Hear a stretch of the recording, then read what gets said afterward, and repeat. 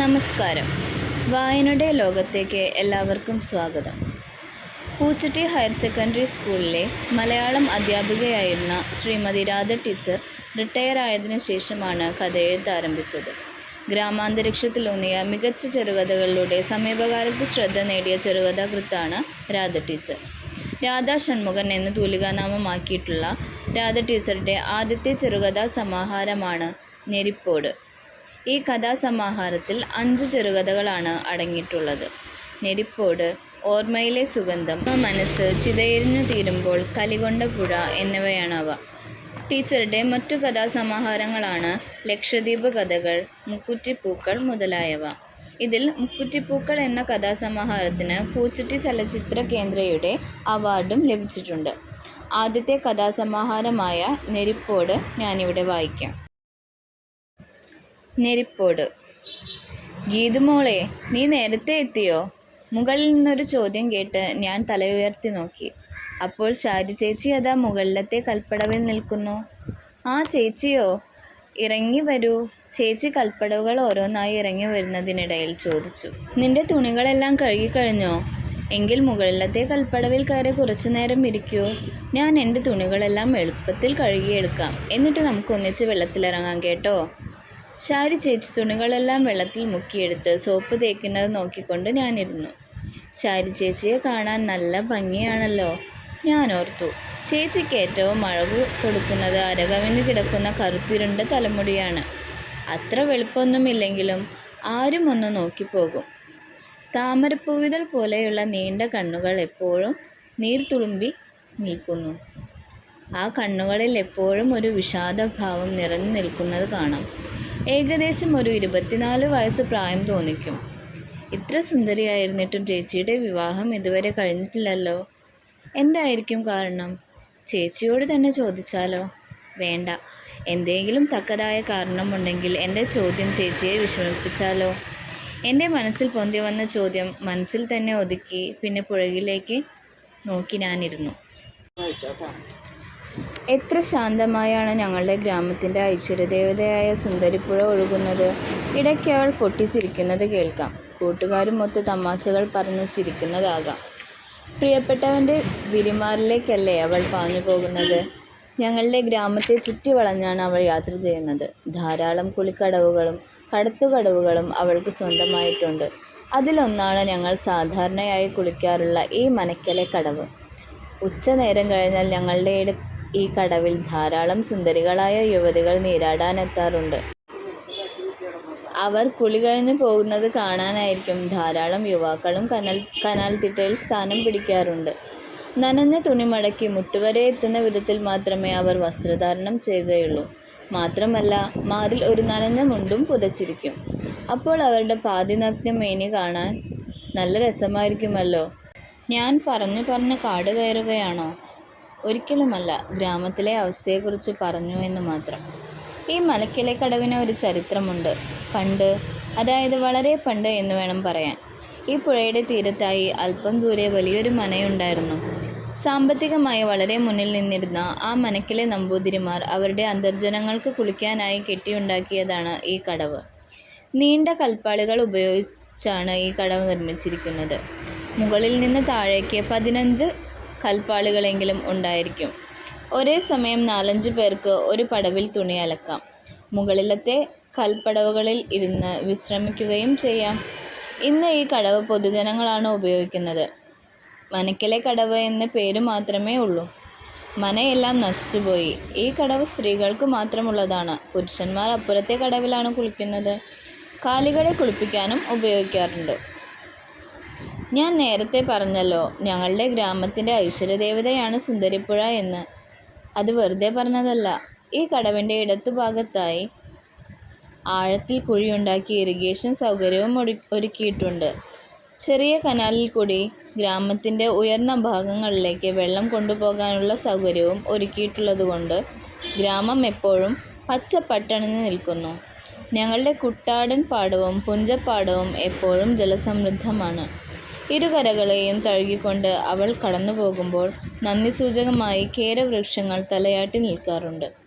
വർഷക്കാലമായാൽ അവളുടെ ഭാവം മാറുന്നത് കാണാനും വളരെ രസമാണ്. എന്താ മോളെ, നീ മനോരാജ്യത്തിലാണോ?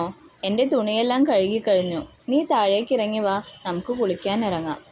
ചേച്ചിയുടെ ശബ്ദം കേട്ടപ്പോൾ ഞാൻ ചിന്തയിൽ നിന്നുണർന്നു. ഞങ്ങൾ രണ്ടുപേരും അക്കരയ്ക്ക് നീന്തിപ്പോയി. വെള്ളം വളരെ കുറവാണല്ലോ ചേച്ചി. നന്നായി വെള്ളം വറ്റുമ്പോൾ നമുക്ക് കക്ക വാരാൻ വരണം കേട്ടോ, ഞാൻ ചേച്ചിയോട് പറഞ്ഞു. അതിനെന്താ, നമുക്ക് വരാമല്ലോ. വെള്ളം വറ്റി മണൽപ്പുറമാകുമ്പോൾ ധാരാളം വലിയ കക്കകൾ മണലിൽ പുതഞ്ഞു കിടപ്പുണ്ടായിരിക്കും. സ്കൂൾ അടച്ചു കഴിഞ്ഞാൽ പിന്നെ ഞങ്ങൾ പുഴയിലായിരിക്കും. ധാരാളം കക്കകൾ പെറുക്കിയെടുക്കും. അതെല്ലാം വീട്ടിലെത്തിച്ചാൽ അമ്മ കക്കയെല്ലാം പുഴുങ്ങി മാംസമെടുത്ത് ഞങ്ങൾക്ക് പൊരിച്ചു തരും. വളരെ നേരം നീന്തി കളിച്ചതിന് ശേഷം ഞങ്ങൾ കരയ്ക്ക് കയറി. വെള്ളത്തിൻ്റെ അടിയിൽ കൂടി ഊളിയിട്ടാണ് ഞങ്ങൾ ഇക്കരയ്ക്ക് നീന്തിയത്. കരയ്ക്ക് കയറി ഈറൻ മാറി. ഞാൻ പാവാടയും ബ്ലൗസും അണിഞ്ഞു, ചേച്ചി സാരിയും. സാരിയിൽ മാത്രമേ ചേച്ചിയെ ഞാൻ കണ്ടിട്ടുള്ളൂ. വില കുറഞ്ഞ വോയിൽ സാരി മാത്രമേ ചേച്ചി ഉടുക്കാറുള്ളൂ. ഞങ്ങൾ മുകളിലത്തെ കൽപ്പടവിൽ കയറി. അപ്പോഴേക്കും ചില സ്ത്രീകൾ കുളിക്കാനായി വന്നിരുന്നു. അവർ താഴേക്കും ഞങ്ങൾ മുകളിലേക്കും കയറി. കുറച്ചു ദൂരെ നിന്ന് ചിലർ കുളിക്കാനായി വരുന്നതും കണ്ടു. ഞാൻ സുന്ദരിപ്പുഴയോട് നിശബ്ദമായി യാത്ര പറഞ്ഞു. നാളെയും ഞങ്ങൾ വരുമടി സുന്ദരിക്കുട്ടി, നിന്റെ മാറിൽ നീരാടാൻ. അപ്പോൾ നിന്റെ ഓളക്കൈകൾ കൊണ്ട് ഞങ്ങളെ ആലിംഗനം ചെയ്യണേ. അവൾ അത് കേട്ടപ്പോൾ കുണുങ്ങി ചിരിച്ചുകൊണ്ട് പാഞ്ഞുപോയി. നടന്നു കുറച്ചു ദൂരം ചെന്നപ്പോൾ ചേച്ചി പെട്ടെന്ന് നിന്നു. എന്താ ചേച്ചി ഇവിടെ നിൽക്കുന്നത്? നമുക്ക് പോകാം. നേരമാണെങ്കിൽ വളരെ വൈകി. നീന്തിക്കുളിക്കിടയിൽ നേരം അറിഞ്ഞില്ല. ഇന്നെനിക്ക് തീർച്ചയായും അമ്മയുടെ വക ചൂരൽ കഷായമുണ്ട്. പടിക്കൽ തന്നെ കാത്തു നിൽപ്പുണ്ടാവും.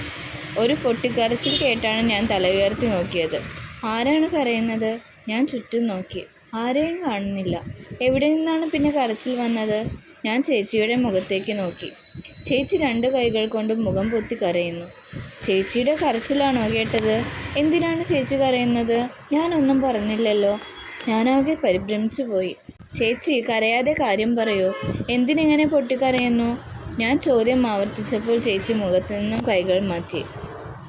ഒരു കൈ ദൂരേക്ക് ചൂണ്ടിക്കൊണ്ട് ചേച്ചി പറഞ്ഞു, ആ ടാങ്കിൻ്റെ അറ്റത്ത് ഇരിക്കുന്ന ആളെ നീ കണ്ടോ? ചേച്ചി ചൂണ്ടിക്കാണിച്ചിടത്തേക്ക് ഞാൻ നോക്കി. ഒരാൾ കനാലിൽ കൂടി വെള്ളം വന്നു നിറയുന്ന ചെറിയ ടാങ്കിൻ്റെ വക്കത്ത് ഇരിക്കുന്നത് കണ്ടു. ഞാൻ അയാളെ ഒന്നുകൂടി ശ്രദ്ധിച്ചു നോക്കി. ഞാൻ അയാളെ കണ്ടല്ലോ. അത് നമ്മുടെ കൃഷ്ണകുമാർ ചേട്ടനല്ലേ? അയാൾ 2 ദിവസം മുൻപാണ് സിംഗപ്പൂരിൽ നിന്ന് വന്നത്.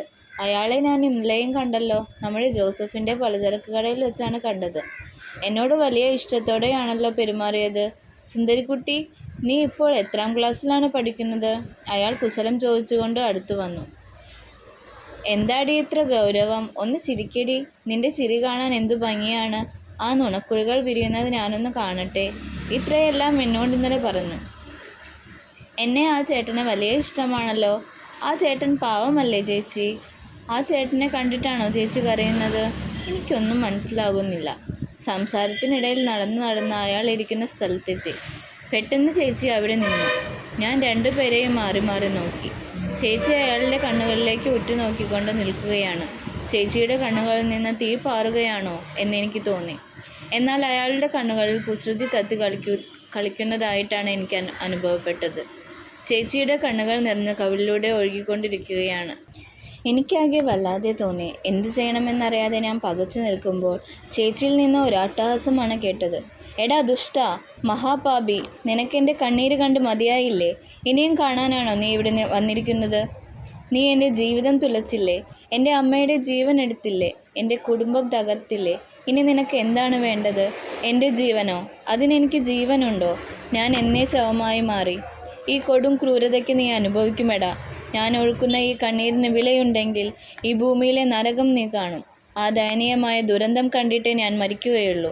സ്വബോധം നഷ്ടപ്പെട്ടവളെ പോലെ പിന്നെയും എന്തൊക്കെയോ പുലമ്പിക്കൊണ്ട് ചേച്ചി തലയ്ക്ക് കൈയും കൊടുത്ത് അവിടെ ഇരുന്നു. ഇത്രയൊക്കെ ശാപവാക്കുകൾ പറയുന്നത് കേട്ടിട്ടും നെഞ്ചുരുകി കരയുന്നത് കണ്ടിട്ടും അയാൾ ഒന്നും മിണ്ടിയില്ല. നീ പോടി എന്നു മാത്രം പറഞ്ഞുകൊണ്ട് ഒരു പരിഹാസച്ചിരിയോടെ അയാൾ എഴുന്നേറ്റ് പോയി. ചേച്ചി നിർത്താതെ കണ്ണീരൊഴുക്കിക്കൊണ്ടിരുന്നെങ്കിലും ആ മുഖത്ത് രൂക്ഷമായൊരു ഭാവമാണ് ഞാൻ കണ്ടത്. എല്ലാം കണ്ടും കേട്ടും അമ്പരന്ന് നിൽക്കുകയായിരുന്നു ഞാൻ. ചേച്ചിയെ പിടിച്ചെഴുന്നേൽപ്പിച്ചു.